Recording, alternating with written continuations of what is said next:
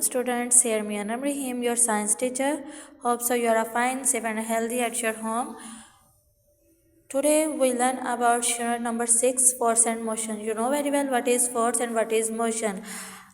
आप लोगों ने क्लास में इसकी फुल रीडिंग की है और आप लोग जान चुके हैं कि फोर्स क्या होती है और मोशन क्या होती है. What is force? Force is a push और पुल अपॉन एन ऑब्जेक्ट.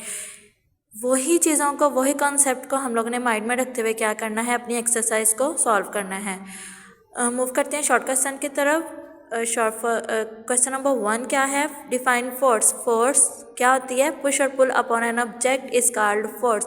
अभी तो बस उन्होंने हमारे से डिफाइन पूछा है. अगर लेट्स सपोज अगर इसका वो आ जाए, एग्जांपल आ जाए, तो आप लोग इस पे कोट कर सकते हो. वाली एग्जांपल जो हम लोगों ने क्लास में डिस्कस की थी, बेबी वाली, और एक मैन था, वो क्या कर रहा था, बॉल को पुश कर रहा था. अब करते हैं क्वेश्चन नंबर 2 सॉल्व करने की ट्राई करते हैं. What is motion? Motion is a displacement और a change in the position of an object. Like अगर आप लोग अपने घर से स्कूल तक या स्कूल से घर तक का जितना भी डिस्टेंस कवर करते हैं ना, डिस्प्लेसमेंट कवर करते हैं, उसको क्या बोलते हैं? मोशन. आप लोग मूव करके आए हैं ना, तो इसका जितना भी डिस्प्लेसमेंट होगा वो क्या कहलाएगा? Motion. No move. Question number 3. What is meant by force of gravity?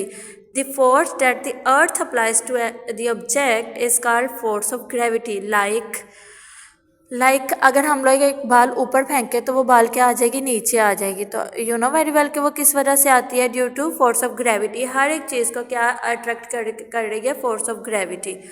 आगे देखें question number 4. We can walk on a rough floor easily as compared to a polished and a smooth surface. Why?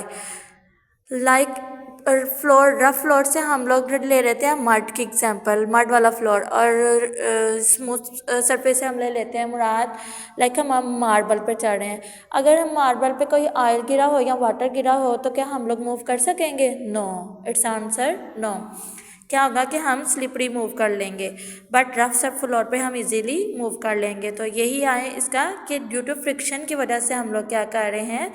Move कर रहे हैं. Like सारा आप लोगों का question ही involve होगा, बस आप लोग ने फर्स्ट एक ही वर्ड लिखना है, वो क्या है? Friction. We can walk on a rough floor easily as compare to a polished and a smooth surface due to friction.